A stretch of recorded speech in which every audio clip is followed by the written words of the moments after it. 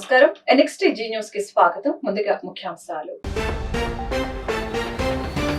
కుర్చీలు లాక్కోవటం, వెన్నుపోటు పొడవటం, మనుషుల్ని చంపివేయటం ఇదే చంద్రబాబుకు రాజకీయం. ఆయనకు ఓటు వేస్తే పథకాలు నిలిచిపోవటం ఖాయం. ఎన్నికల ప్రచారంలో సీఎం వ్యాఖ్యలు. పిఠాపురంలో పవన్ ని ఘోరంగా ఓడించి ఇంటికి పంపుతాం. బీజేపీతో కలిసి ఉన్న ఆయన ఏపీకి ప్రత్యేక హోదా ఎందుకు తీసుకురాలేదు? ముద్రగడ వెల్లడి. గుంటూరులో జోరుగా వైసీపీ ఎన్నికల ప్రచారం. గడప గడపకు వెళ్లి పథకాల గురించి వివరిస్తున్న నూరి ఫాతిమా, విడతల రజని. అభివృద్ధి పేరుతో దోపిడీకి పాల్పడిన వైసీపీ, జగన్ పాలనలో ఆర్థికంగా ఇబ్బందులు పడుతున్న ప్రజానికం. గల్లా మాధవి విమర్శలు. కుర్చీలు లాక్కోవటం, వెన్నుపోటు పొడవటం, మోసం చేయటం, మనుషుల్ని చంపేయటం ఇదే చంద్రబాబు రాజకీయమని, అలాంటి చంద్రబాబుకి ఓటు వేయమని అడిగే అర్హత ఎక్కడ ఉందని ముఖ్యమంత్రి వైఎస్ జగన్మోహన్ రెడ్డి నిలదీశారు. ఎన్నికల ప్రచారంలో భాగంగా బొబ్బిలిలో నిర్వహించిన రోడ్ షోలో పాల్గొని సీఎం జగన్ ప్రసంగించారు. ఈ ఎన్నికల్లో జగన్ కు ఓటు వేస్తే పథకాల కొనసాగింపు, అదే పొరపాటున చంద్రబాబుకు ఓటు వేస్తే పథకాల ముగింపు. మళ్లీ మోసపోవటం ఖాయం. ఈ ఎన్నికలు ఎమ్మెల్యే, ఎంపీలను ఎన్నుకునేందుకు వేసే ఓటు కాదు. ఈ ఓటుతో మీ తలరాతలు మారుతాయి. రాబోయే 5 ఏళ్ల భవిష్యత్తును నిర్ణయించేవి ఈ ఎన్నికలు. పథకాల కొనసాగింపును నిర్ణయించేవి ఈ ఎన్నికలని తెలిపారు. అదే విధంగా చరిత్రలో ఎన్నడూ లేని విధంగా మన పాలన ఉంది. లంచాలు, వివక్ష లేకుండా నేరుగా సంక్షేమం అందించా. ప్రతి పేదవాడికి అండగా ఉంటూ వైద్యం అందించా. రైతన్నకు చేయి పట్టుకొని సాయం అందించా. చరిత్రలో కనీవిని ఎరుగని రీతిలో జరగని సామాజిక న్యాయం కళ్ళెదుటనే కనిపిస్తోంది. ఈ 59 నెలల్లో విప్లవాత్మక మార్పులు తీసుకువచ్చాం. డీబీటీ ద్వారా నేరుగా లబ్ధిదారుల ఖాతాల్లో 2,70,000 కోట్లు అందించాం. 2.30 లక్షల ప్రభుత్వ ఉద్యోగాలు ఇచ్చామని సీఎం జగన్ తెలిపారు. ఇందులో చెప్పినవి నేను ఒక్కసారి చదువుతాను. ఇందులో చెప్పినటివి ఒక్కటైనా జరిగిందా లేదా అన్నది నేను మిమ్మల్ని అడుగుతాను. మీరే సమాధానం చెప్పండి నేను అడుగుతా ఉన్నా. 2014లో ఇదే పెద్ద మనిషి చంద్రబాబు నాయుడు గారు అప్పట్లో ప్రతి ఇంటికి ఈ పాంప్లెట్ పంపించాడు. ఆయన సంతకం పెట్టి మరీ పంపించాడు. 3 ఫోటోలతో పంపించాడు. ఇందులో ఈయన చెప్పిన ముఖ్యమైన అంశాలు, ముఖ్యమైన హామీలు అని అంటూ ఈయన చెప్పిన హామీలు ఏమిటి అంటే, రైతు రుణమాఫీపై మొదటి సంతకం చేస్తానంటున్నాడు. 87,612 కోట్ల రూపాయలు రైతుల రుణమాఫీ జరిగిందా అని అడుగుతా ఉన్నాను మీ అందరితో కూడా. 2 చేతులు పైకెత్తాలి. ముఖ్యమైన హామీలలో ఈ పెద్ద మనిషి చెబుతూ పొదుపు సంఘాల రుణాలన్నీ రద్దు చేస్తాను అని అన్నాడు ఈ పెద్ద మనిషి చంద్రబాబు. మరి నేను అడుగుతా ఉన్నా, ఇక్కడ ఉన్న వాళ్ళందరినీ కూడా, 1000 మంది ఇక్కడ ఉన్నారు, మిమ్మల్ని అందరినీ అడుగుతా ఉన్నా, ₹1 అయినా పొదుపు సంఘాలకు సంబంధించిన అక్క చెల్లెమ్మలకు రూపాయి అయినా మాఫీ అయిందా అని అడుగుతా ఉన్నాను. ఏకంగా 14,205 కోట్ల రూపాయలు ఎగనామం పెట్టాడు ఈ పెద్ద మనిషి. మళ్ళీ ఇదే చంద్రబాబు ముఖ్యమైన హామీలు అంటూ 2014లో సంతకం పెట్టి మీ ప్రతి ఇంటికి పంపించాడు. ఆడబిడ్డ పుడితే మహాలక్ష్మి పథకం కింద 25,000 రూపాయలు బ్యాంకులో వేస్తామని చెప్పాడు ఈ పెద్ద మనిషి. నేను అడుగుతా ఉన్నా, మీలో ఎవరికైనా కూడా ₹1 అయినా వేశాడా అని అడుగుతా ఉన్నాను మీ అందరితో కూడా. ఇంటింటికి ఉద్యోగం అన్నాడు. ఇంటింటికి ఉద్యోగం అన్నాడు. ఉద్యోగం ఇవ్వలేకపోతే 2,000 రూపాయలు నిరుద్యోగ భృతి నెల నెల అన్నాడు.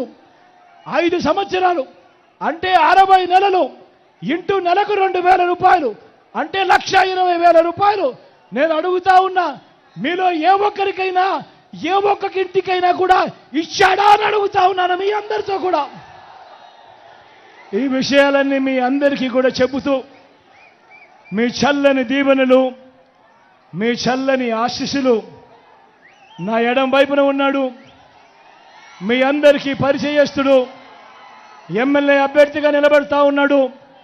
నాకు తండ్రి లాంటి వంగవీటి మోహన రంగ ఆశయాలకు అనుగుణంగా రాష్ట్ర ముఖ్యమంత్రి వైఎస్ జగన్మోహన్ రెడ్డి బలహీన వర్గాల అభ్యున్నతికి పాటుపడుతున్నారని గుంటూరు తూర్పు నియోజకవర్గ వైసీపీ ఎమ్మెల్యే అభ్యర్థి నూరి ఫాతిమా, వైసీపీ నాయకులు వంగవీటి నరేంద్ర తెలిపారు. వైసీపీ పాలనలో కాపుల సంక్షేమం బ్రహ్మాండంగా జరిగిందని తెలిపారు. రాష్ట్రంలో 30 ఎమ్మెల్యే స్థానాలు, 5 ఎంపీ స్థానాలు కాపులకు కేటాయించిన ఘనత జగన్ కి దక్కిందని తెలిపారు. అలాగే కాపు నేస్తం ద్వారా మహిళా సాధికారతకు బాటలు వేశామని తెలిపారు. పాత గుంటూరు జనసేన పార్టీ నాయకులు ఎడ్ల నాగమల్లేశ్వరరావుతో పాటు 300 కుటుంబాలు వైసీపీలో చేరిన సందర్భంగా ఆయన ఆధ్వర్యంలో బీఆర్ స్టేడియం నుంచి పాత గుంటూరు ఆంజనేయ స్వామి దేవస్థానం వరకు భారీ ర్యాలీ కార్యక్రమం జరిగింది. ఈ ర్యాలీలో ఎమ్మెల్యే ముస్తఫా, నూరి ఫాతిమా, వంగవీటి నరేంద్ర, నేరెళ్ల సురేష్, జియావుర్ రెహమాన్, గులాం రసూల్ పాల్గొన్నారు. ఈ సందర్భంగా ఏర్పాటు చేసిన సభలో వారు మాట్లాడారు. వైసీపీ పేదల పార్టీ అని చెప్పారు. సమాజానికి మంచి చేసే నాయకత్వాన్ని ప్రజలు ఎన్నుకోవాలని సూచించారు. సామాజిక న్యాయం ద్వారా అన్ని వర్గాలకు వైసీపీ సముచిత స్థానం కల్పించిందని తెలిపారు.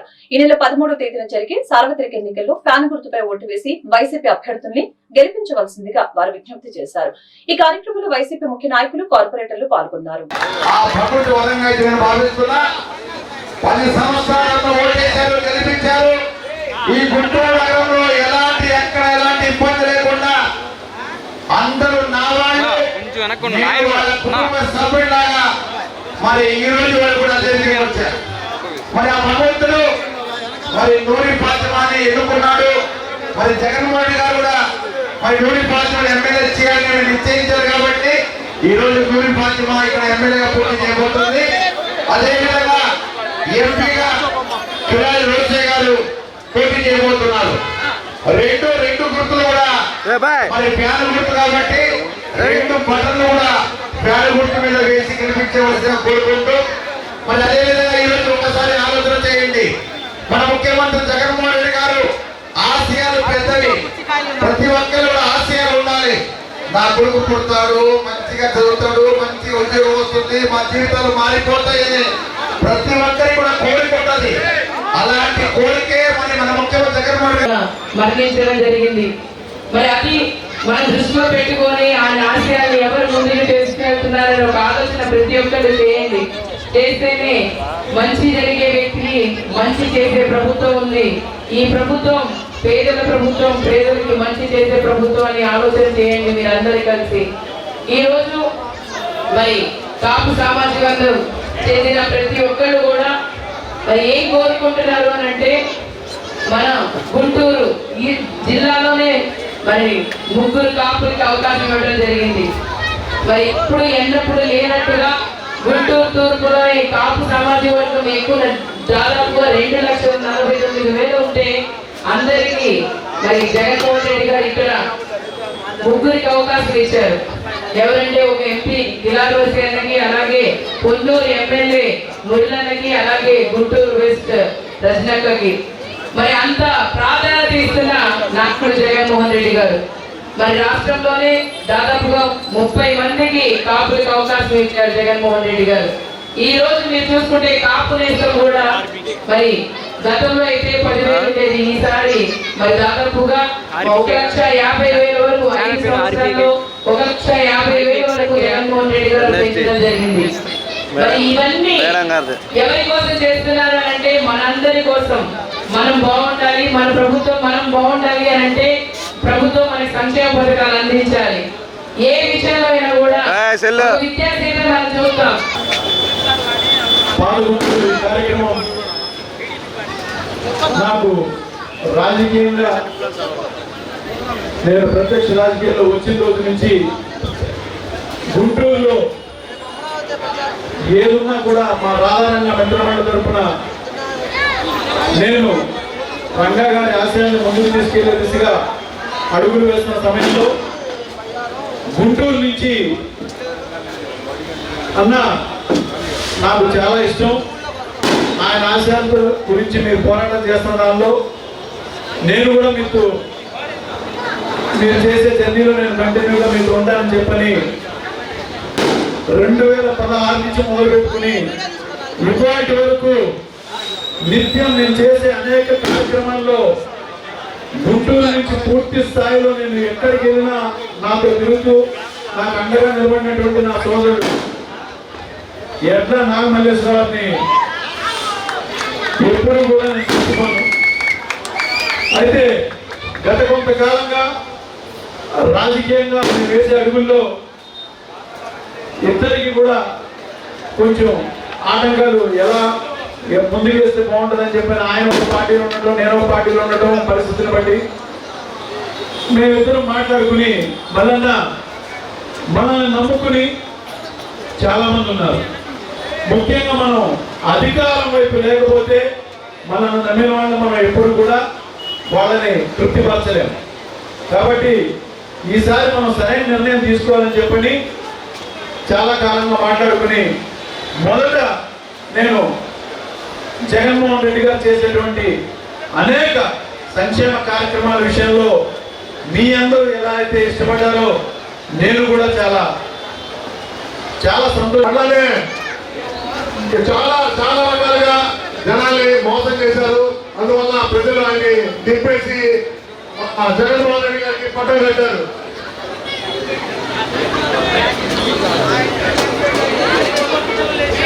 అలానే తాత్కాలిక రాజధాని చెప్పారు. అదేవిధంగా రాజధానిలో తాత్కాలిక రాజధాని చెప్పి అలానే వాళ్ళకి ఎవరికి ఎదురుపడినప్పుడు రేపు రేపు కనుక మేము అధికారంలోకి వస్తే మీకు రాజధాని ఇంటర్నేషనల్ లెవెల్లో చేస్తామని చెప్పారు. కాబట్టి ఆయన తప్పు చేసిందంతా చంద్రబాబు గారే. కూటమిలో జనసేనకు తీవ్ర అన్యాయం చేశారు. టీడీపీ నేతలు జనసేన నేతలకు గౌరవ మర్యాద లేకుండా చేశారు. అలానే గ్రౌండ్ లో ఏ టీడీపీ నేత జనసేన నేతలు కలుపుకునే పరిస్థితుల్లో లేదు. జనసేన ఇన్ఛార్జీలకు ప్రోటోకాల్ లేకుండా అన్ని ఇబ్బంది పడుతున్నారు. అది ఆ విషయం అధిష్టానికి తెలియజేస్తారని వాళ్ళు స్పందించారు. అభివృద్ధి పేరుతో వైసీపీ నేతలు దోపిడీ చేశారని గుంటూరు పశ్చిమ నియోజకవర్గ కూటమి ఎమ్మెల్యే అభ్యర్థి కల్లా మాధవి ఆరోపించారు. నగర వాసులకు మెరుగైన మౌలిక వసతులతో పాటు కనీస సౌకర్యాలు కల్పించడంలో వైసీపీ ప్రభుత్వం విఫలమైందని ధ్వజమెత్తారు. జనరంజక పాలన అని గొప్పలు చెప్పుకునే జగనన్న పాలనలో అన్ని వర్గాల ప్రజలు ఇబ్బందులు పడుతున్నారని గుర్తు చేశారు. స్థానిక 38వ డివిజన్ కార్పొరేటర్ పద్మశ్రీ శ్రీనివాసరావు ఆధ్వర్యంలో గుజ్జనగుండ్ల ప్రాంతంలో జరిగిన ఎన్నికల ప్రచారంలో గుంటూరు పశ్చిమ నియోజకవర్గ కూటమి ఎమ్మెల్యే అభ్యర్థి గల్లా మాధవి పాల్గొన్నారు. ఈ సందర్భంగా స్థానికులు ఆమెకు బ్రహ్మరథం పట్టారు. మహిళలు మంగళ హారతులు పట్టి నీరాజనాలు పలికారు. ప్రచారంలో భాగంగా ఆమె ఇస్త్రీ చేసి ప్రజలతో మమేకమయ్యారు.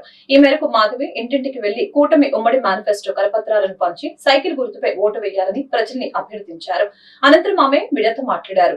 నగరవాసులకు కనీసం తాగునీరు అందించలేని దుస్థితిలో వైసీపీ ప్రభుత్వం ఉందని దుయ్యబట్టారు. ఈ కార్యక్రమంలో టీడీపీ, జనసేన, బీజేపీ ముఖ్య నాయకులు పాల్గొన్నారు.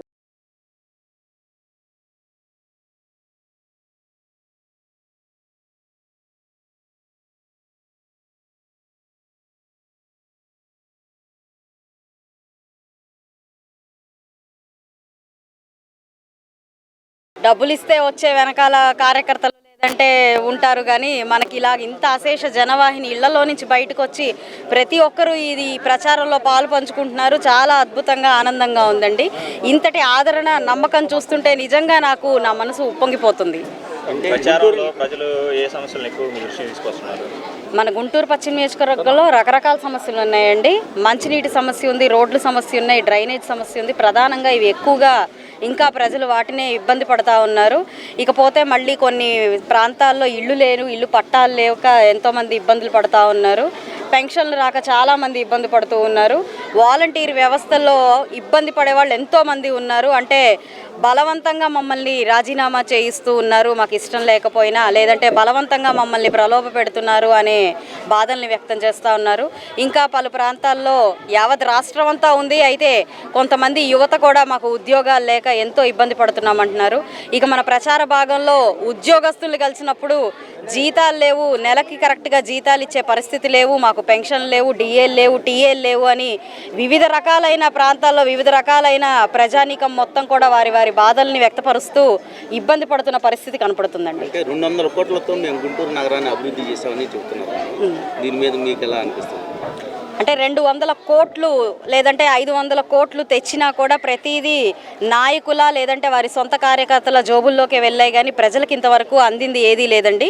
అదే అంది ఉంటే ఈరోజు కృష్ణానది పక్కనే ఉన్నా కూడా ఇంకా మంచినీటి కోసం ఈ వేసవి కాలంలో తాగే నీరు కూడా లేకుండా ప్రతి ఒక్కరూ క్యాన్ల వాటర్ని కొనుక్కొచ్చుకుంటున్న పరిస్థితి కనపడుతుందండి. ఇంట్లో ఒక కుళాయి కూడా లేని పరిస్థితి. మరి నిజంగా నిధులు సమకూరే ఉంటే లేదంటే వారు నిబద్ధతగా పని చేసే ఉంటే గుంటలూరుగా ఉండేది గుంటూరు అయ్యింది. ఇప్పుడు గుంటూరు బావిలూరులాగా అయిపోతుంది. ఎటు చూసినా అగాధం కనపడుతుంది. పిల్లలు ఎటుపోయి ఎటు పడతారో తెలియని పరిస్థితిలో ఉంది. అలాగే డ్రైనేజ్ వ్యవస్థ తీసుకుంటే మురిక్కాలవల మధ్యలో ప్రజలందరూ బ్రతుకుతున్నారు. ఇళ్ల మధ్యలోనే మురుగునీరు పారుతున్నా అదే వాటి నుంచి ఎన్నో రకాలైన అనారోగ్యాలకు పాల్పడుతున్నా కూడా ప్రజల్ని పట్టించుకునే నాయకులు గడిచిన 5 ఏళ్లలో కనిపించలేదు. మరి నిధులన్నీ ప్రజల కోసమే మరి కేటాయించారో లేకపోతే వారి జోబుల్లోకే వెళ్ళాయో అది మరి తెలుసుకోవాల్సిన పని ఉందండి. పవన్ కళ్యాణ్ ను పిఠాపురంలో ఓడించి తన్ని తరిమేందుకు ఇక్కడ ప్రజలు సిద్ధంగా ఉన్నారని కాపు ఉద్యమ నేత ముద్రగడ పద్మనాభం తెలియజేశారు. ముఖానికి రంగులు వేసుకుని వచ్చేస్తే ప్రజలు ఓట్లు వేస్తారా అని ప్రశ్నించారు. పిఠాపురంలో పవన్ కళ్యాణ్ ఓడించకపోతే తన పేరు ముద్రగడ పద్మనాభం రెడ్డిగా మార్చుకుంటానని స్పష్టం చేశారు. ఉప్మా కాఫీలు పెడుతున్నారని విమర్శించడం పవన్ కు తగదని తెలిపారు. ఇంటికి వచ్చిన వారికి మర్యాద చేయడం తమ కుటుంబానికి అలవాటని చెప్పారు. 2014 నుంచి బీజేపీతో కలిసే ఉన్న పవన్ కళ్యాణ్ ప్రత్యేక హోదా ఎందుకు తీసుకురాలేదని ఆయన సూటిగా ప్రశ్నించారు. విశాఖ ఉక్కు ఫ్యాక్టరీ ప్రైవేటు పరం కాకుండా ఎందుకు ఆపలేకపోయారని ముద్రగడ విమర్శించారు. ఏమి చెప్పకుండా గాల్లో వచ్చేస్తారా? రంగు వేసుకు వచ్చేస్తే అందరూ ఓట్లు వేసేయాలా? పవన్ గారు మిమ్మల్ని ఓడించి పంపడం ఖాయం. ఓడించి పంపకపోతే నా పేరు పద్మనాభం కాదు, పద్మనాభరెడ్డిగా మార్చుకుంటాను. మిమ్మల్ని ఓడించి పంపకపోతే పద్మనాభం కాదు, నా పేరు పద్మనాభరెడ్డిగా మార్చుకుంటాను. ఎరువులువా మేము మీకు ఓటేసేయడానికి? మీకు సేవకులమా? మీ బానిసలమా మేము ఓటేసేయడానికి? మీ అందరూ అమ్ముడు అయిపోయి జాత మీకున్న జబ్బుని మాకు అడ్డుకట్టారా? మా ప్రజలకి పద్ధతులు మార్చుకుని సమస్యలు తెలుసుకుని ఎవరేంటో తెలుసుకుని మాట్లాడడం నేర్చుకోండి. మీ నోటికి ఏదో వస్తే అది మాట్లాడేయకండి. కెలంపుడు వచ్చి నోరిప్పారు, సంతోషం. ఈ ప్రశ్నలకి అన్నింటికి కూడా మీరు అదే పద్ధతిలో ప్రెస్ మీట్ పెట్టి నన్ను ప్రశ్నించండి. ఎన్ని ప్రశ్నలకైనా సమాధానం చెప్తాను. మరి మీరు నాకు రెప్పలే ఇవ్వాలి. అంతేగాని సభలో మాట్లాడేసి మీ ఇష్టం వచ్చిన మాట్లాడుతుంటే అర్థబద్ధం లేకుండా మాట్లాడడం, వాటికి మేము సమాధానం చెప్పడం కాదు. పవన్ గారు, మీరు కూర్చుని ప్రెస్ మీట్ పెట్టి అన్ని రకాల ప్రశ్నలు వేయండి. అన్ని రకాల ప్రశ్నలు సమాధానం చెప్తాను. అంతేగాని నోరు ఉంది కదా, ముఖం రంగు ఉంది కదా, నేను తిడితే పడవు కదా అనే మాట చెల్లదు. ఇక్కడ చెల్లదు. తొందరలో మీ పార్టీ కూడా ప్యాకప్ చేసుకోవడానికి రెడీ చేసుకోండి. పిఠాపురం తన్ని తరివేస్తారు మిమ్మల్ని. తన్ని తరవకపోతే ప్రజలు అంతా చెప్పాను మీకు.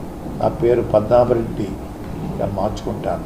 పద్మనాభం కాదు, ముద్రగడ పద్మనాభరెడ్డిగా మార్చుకుంటాను ఇక్కడి నుంచి తరవకపోతే. గుంటూరు పశ్చిమ నియోజకవర్గం నుంచి వైసీపీ ఘన విజయం సాధిస్తుందని ఆ పార్టీ ఎమ్మెల్యే అభ్యర్థి మంత్రి విడుదల రజని ధీమా వ్యక్తం చేశారు. రాష్ట్ర ముఖ్యమంత్రి వైఎస్ జగన్మోహన్ రెడ్డి అమలు చేసిన సంక్షేమ కార్యక్రమాలే తిరిగి వైసీపీ పార్టీని గెలిపిస్తాయని తెలిపారు.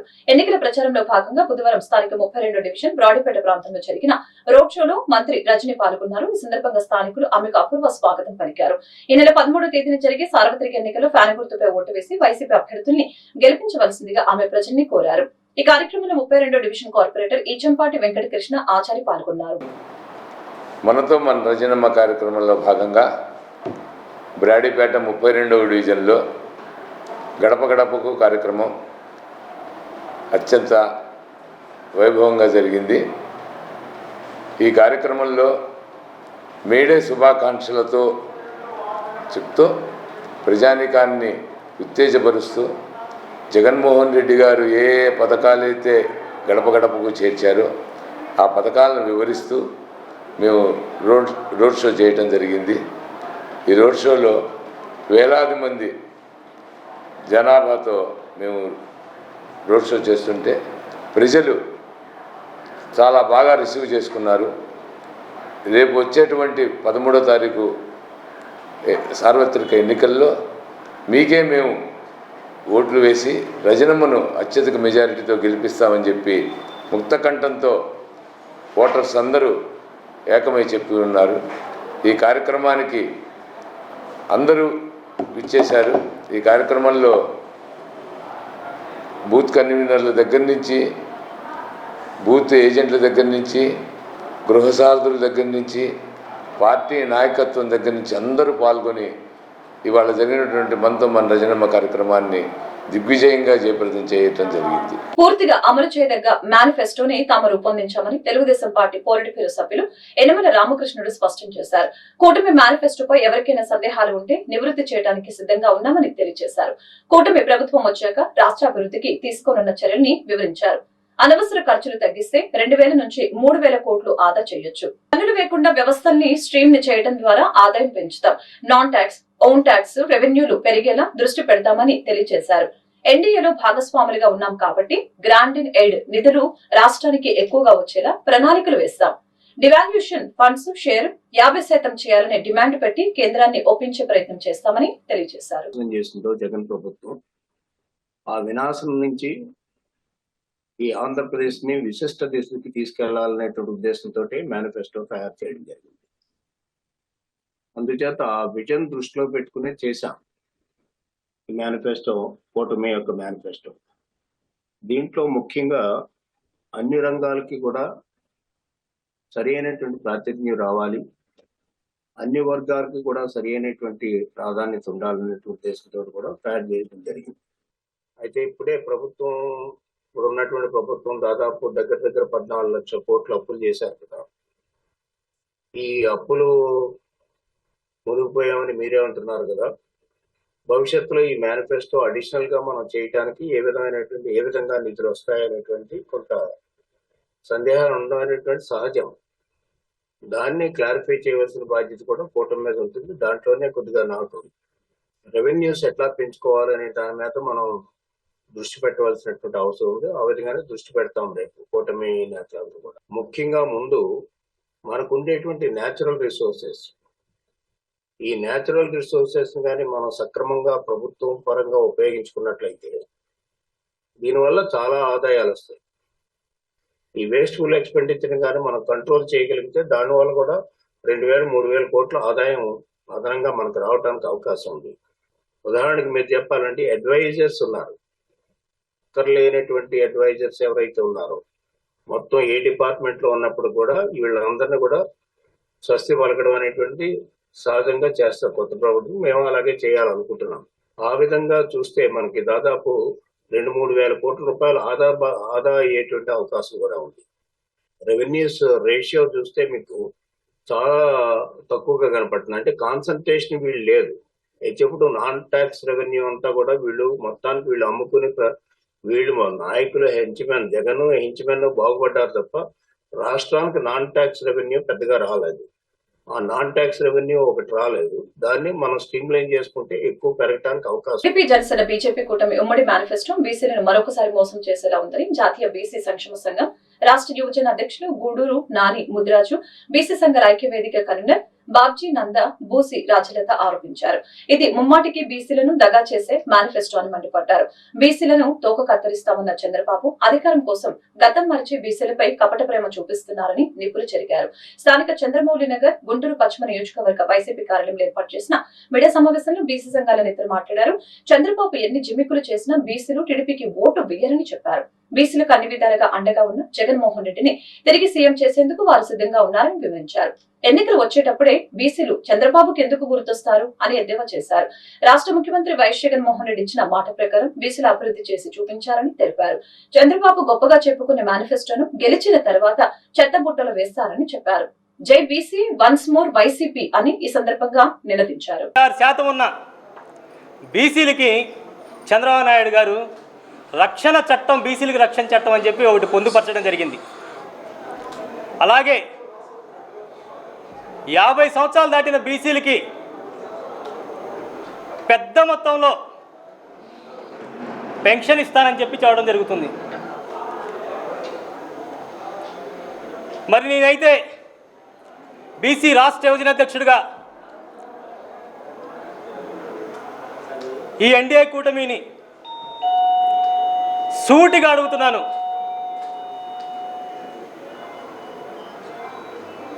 ఇంకెంతకాలం ఈ రాష్ట్రంలో 56% ఉన్న బీసీలు మోసం చేస్తారు మీరు?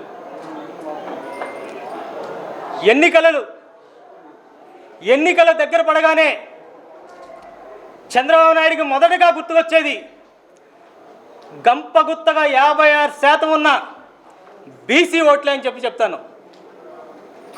ఈ 40 సంవత్సరాల్లో ఈ రోజున ఈ పత్రికా సమావేశం ఏర్పాటు చేయడానికి గల ప్రధానమైన కారణం ప్రతిపక్ష నేత శ్రీ నారా చంద్రబాబు నాయుడు గారు ఉమ్మడి మేనిఫెస్టో అని చెప్పి నిన్న ఒక మేనిఫెస్టో రిలీజ్ చేశారు.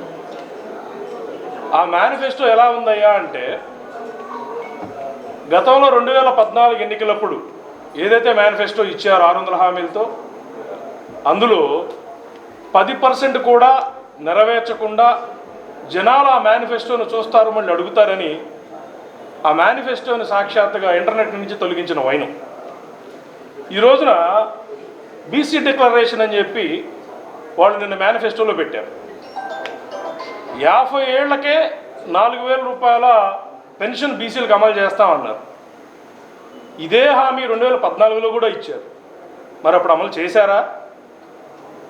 అప్పుడు చేయలేని వాళ్ళు మళ్ళీ ఇప్పుడు ఎలా చేస్తామని మోసకారపూరితమైన చూస్తే చాలా హాస్యాస్పదంగా ఉంది. ఇదే పని 2014లో మేనిఫెస్టో రిలీజ్ చేశాడు. ముఖ్యంగా అందులో బీసీలందరినీ కూడాను బీసీలకి నేనే మంచి చేయగలను, బీసీలకి నేనే మీకు చేస్తాను, నేను తప్ప మీకు ఎవరు దిక్కులేరు అన్నట్టుగా ప్రచారం చేసుకొని మేనిఫెస్టోలో పెట్టుకొని 2014, 2019 కూడాను జనాన్ని మభ్యపెట్టే ప్రయత్నం చేశాడు. 2014లో బీసీలందరూ మేము మోసపోయామేమో, కానీ 2019కి చంద్రబాబు నాయుడు ఏంటి, ఆయన మేనిఫెస్టో ఏంటో తెలుసుకొని 2019లో ఆయన ఎక్కడ కూర్చోబెట్టాలో బీసీలందరం కలిసి 23 స్థానాలకి ఆయన పరిమితం చేసి అక్కడ కూర్చోబెట్టాం. మరి ఈరోజు మళ్ళీ 2024కి కొత్తగా మేనిఫెస్టో తీసుకొని వచ్చారు. ముందు ఒకటే అడుగుతున్నాం, 2019లో మీరు ఇచ్చిన మేనిఫెస్టో ఏమైంది? ఇంటర్నెట్లో పరిధిలో కూడా ఆన్లైన్ పరిధిలో కూడా దొరకకుండా మాయమైపోయిన మేనిఫెస్టో తెలుగుదేశం పార్టీ మేనిఫెస్టో. 2019లో మేనిఫెస్టో కనిపించలేదు. మేనిఫెస్టో ఎలక్షన్స్లో జరుగుతున్నటువంటి స్పీచెస్ అందరూ కూడా మీరు బాగా గమనిస్తూ ఉన్నారు. ముఖ్యంగా నా మీడియా అన్నదమ్ములందరూ కూడా మీరు బాగా గమనిస్తూ ఉన్నారు ఒక మాట. ఆ మాట ఏంటంటే చంద్రబాబు నాయుడు గారు ప్రతి మీటింగ్లో చెప్తా ఉన్నాడు ఒక మాట, భయంతో. ఏమని చెప్తా ఉన్నాడు ఆ మాట? ఈ రాష్ట్ర ముఖ్యమంత్రి ఎవరైతే 151 సీట్లు తెచ్చుకొని 80% ఓట్లతో 151 సీట్లు తెచ్చుకున్నటువంటి ముఖ్యమంత్రిని 25 పార్లమెంట్ స్థానాలకు 22 పార్లమెంట్ స్థానాలు తెచ్చుకున్నటువంటి ఈ రాష్ట్ర ముఖ్యమంత్రిని పట్టుకొని బచ్చా ఏమన్నాడు చంద్రబాబు నాయుడు గారు? జగన్మోహన్ రెడ్డి ముఖ్యమంత్రిని పట్టుకొని బచ్చా అంటున్నావు నువ్వు. జగన్మోహన్ రెడ్డి గారు బచ్చా, కరెక్టే. ఈ రాష్ట్రంలో అధికారంలోకి వచ్చిన తర్వాత మెజారిటీ జిల్లా పరిషత్ స్థానాలు గెలుచుకున్నటువంటి ముఖ్యమంత్రి బచ్చా, మెజారిటీ మేయర్ స్థానాలు గెలుచుకున్నటువంటి వ్యక్తి బచ్చా, మెజారిటీ గ్రామ పంచాయతీలు గెలుచుకున్నటువంటి వ్యక్తి నీకు బచ్చా.